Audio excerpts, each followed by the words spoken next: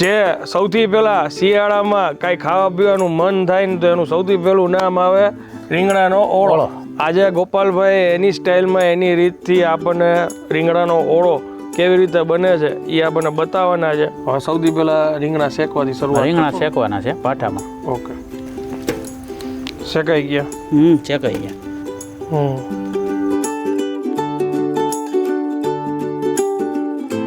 આની અંદર આનંદભાઈ થોડુંક મીઠું નાખી દઈએ એટલે જે આપણે શેક્યો ને એને કડવાશ ન બે.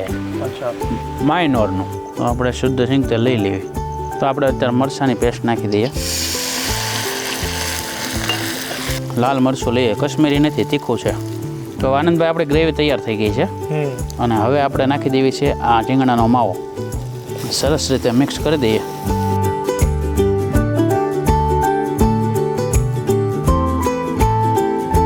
આ વાત કરતાં કરતાં ભાઈ મને મોઢામાં પાણી આવે છે. અને આ શૂટ પતાવ્યું અત્યારે રાતના 12 વાગે અમે આ શૂટ કરીએ છીએ.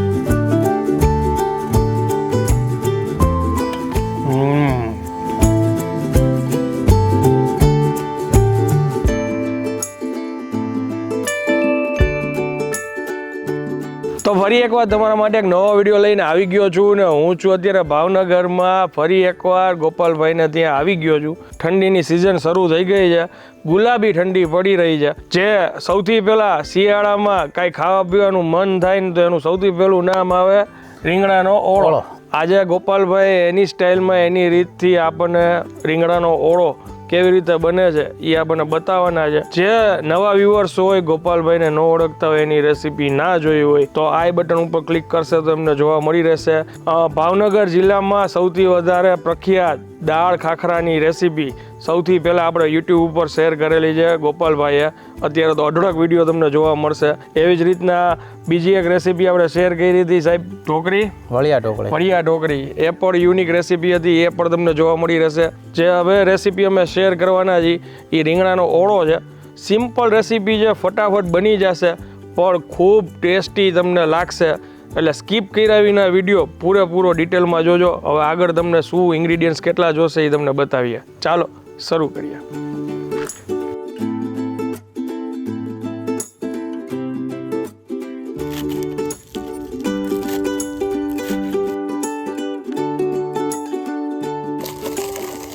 તો આનંદભાઈ આપણે ઓળો બનાવવાના છે ને તેની અંદર આપણે ગ્રેવી તૈયાર કરી નાખી છે. લીલું લસણ છે એ આપણે 50 ગ્રામ લીધું છે, પ્લસ આ આદુ મરચાં છે લાલ અને જે ચેડિયા તીખા આવે ને એ બે થઈને આપણે 30 ગ્રામ છે. આદુ 2 ઇંચ જેટલું છે. ઓકે. ટમેટા 2 નંગ છે. ઓકે, બરોબર. આ સૂકા લસણ આપણે ફોલી રાખ્યું છે, તેની આપણે ચટણી બનાવશું કાઠિયાવાડી. બરોબર.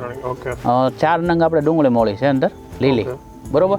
અને 800 ગ્રામ જેટલા આપણે રીંગણા છે ઓળાના. અને સલાડ માટે આપણે કાકડી ને ગાજર છે. અને સાઈડમાં આપણે જો શેકેલા મરચાં આપણે બનાવશું. બરાબર. હવે સૌથી પહેલા રીંગણા શેકવાથી શરૂઆત. રીંગણા શેકવાના છે પાટામાં. ઓકે.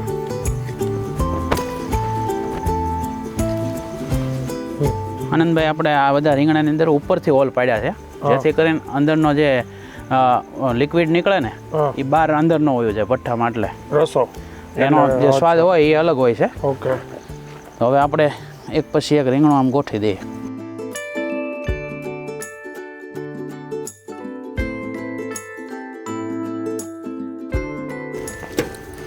શેકાઈ ગયા? શેકાઈ ગયા.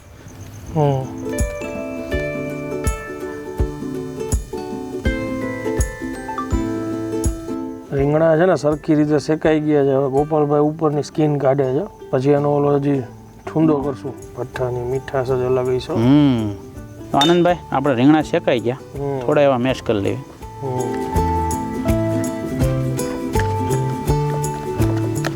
જો સરસ રીતે રીંગણાનો જે માવો છે મેશ કરી નાખ્યો છે ગોપાલભાઈએ. હવે વઘાર કરવાનો છે. આની અંદર આનંદભાઈ થોડુંક મીઠું નાખી દઈએ એટલે જે આપણે શેક્યો ને એને કડવાશ ન બે. અચ્છા. માઇનોરનું. તો આનંદભાઈ આપણે વઘાર મૂક્યું છે ઓળાનો. તો આપણે શુદ્ધ સિંગ તેલ લઈ લેવી, 100 ગ્રામ જેવું લેવી. તો આપણે અત્યારે મરચાંની પેસ્ટ નાખી દઈએ. લીલું લસણ એ છતળાય એટલે જે 2 ઇંચ જેટલું આદું લીધું છે તે. આપણે હવે લીલી ડુંગળી નાખી દઈએ છીએ.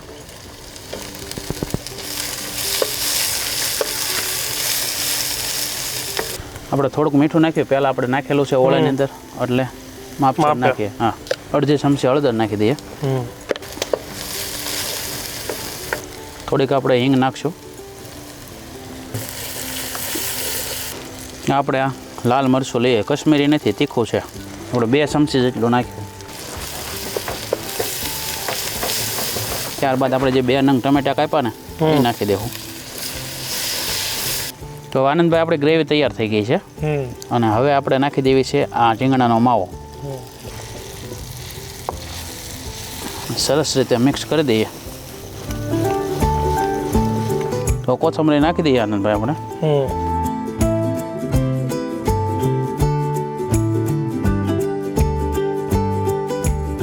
તો આનંદભાઈ આપણો ઓળો રેડી. આનંદભાઈ આપણે ચટણી માટે લસણ લઈ લીધો છે. દેશી લસણ છે, 8 થી 10 કળી છે. ઓકે, હવે આપણે અંદર નાખી દઈએ. થોડી કટ કરી લીધેલી છે, ખાંડી લેવાનું. હા, હવે છે ને આપણે અંદર મરચું નાખી દઈશું. જરૂરિયાત મુજબ મીઠું નાખી દઈએ.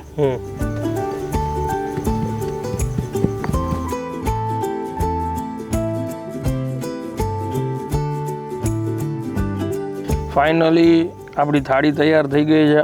મહેનતનું ફળ મળી ગયું છે. કાઠિયાવાડમાં હોય અને ઓળો રોટલા જમતા હોય, સાથે લસણની ચટણી ના હોય એવું તો બને નહીં. અંદર આપણે રેસીપી બતાવી, લાલ મરચું મીઠું નાખેલું છે. બાકી આ ઓળો, આ વાત કરતાં કરતાં ભાઈ મને મોઢામાં પાણી આવે છે. અને આ શૂટ પતાવ્યું અત્યારે રાતના 12 વાગે અમે આ શૂટ કરીએ છીએ, એટલે ભૂખાઈ લાગી છે. આ તમે જો, લીલી ડુંગળી છે, મરચાં છે શેકેલા, ગામડાની ખાટી ખાટી છાશ છે.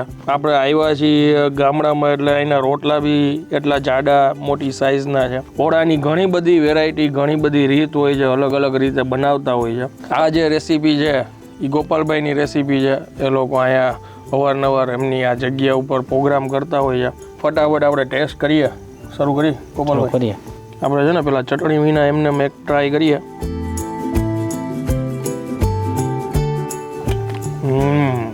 ટેસ્ટની તો સૌથી પહેલી વાત કરું ને, એકચ્યુઅલમાં નકરું એકદમ મીઠાશ જ લાગે છે.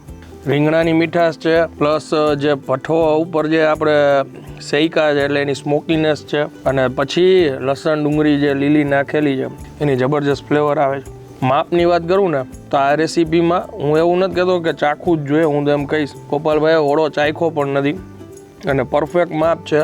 બધું મીઠું, ધાણા જીરું, જે કાંઈ બી વસ્તુ આમાં ઉમેરી છે, જેટલા મસાલા, પરફેક્ટ છે. જોરદાર હો ભાઈ. Thank you Anandbhai. અને હવે લસણની ચટણી સાથે ટ્રાય કરી.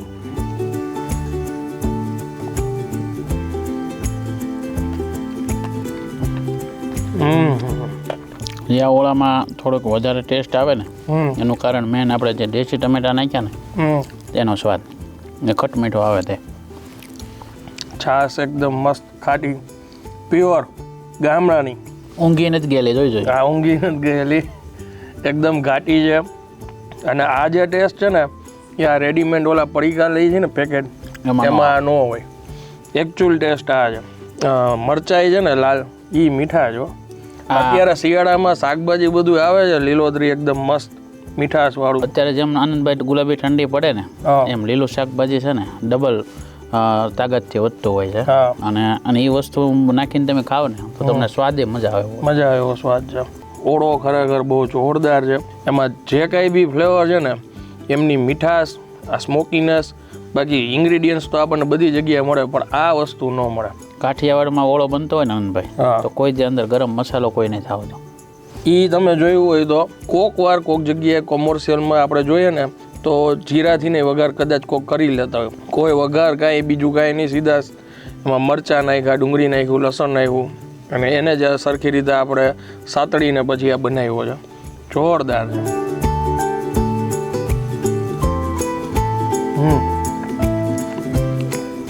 હવે અમે જમવાની મજા માણી હતી. રેસીપી જો તમને પસંદ આવી હોય તો વધુમાં વધુ લોકો સુધી શેર કરી દેજો. કમેન્ટ કરીને જરૂરથી જણાવજો કે આ રેસીપી તમને કેવી લાગી. વિડીયો પસંદ આવ્યો હોય તો વિડીયોને એક લાઇક આપી દેજો. મળીએ જલ્દીથી નેક્સ્ટ વિડીયોમાં. અને ગોપાલભાઈની આની પહેલાંની દાળ ખાખરાની કે બીજી આપણે 2-3 રેસીપી જે કવર કરી છે એ આઈ બટન ઉપર ક્લિક કરશો તો તમને જોવા પણ મળી રહેશે. મળીએ જલ્દીથી નેક્સ્ટ વિડીયોમાં. ત્યાં સુધી જય હિન્દ, જય ભારત.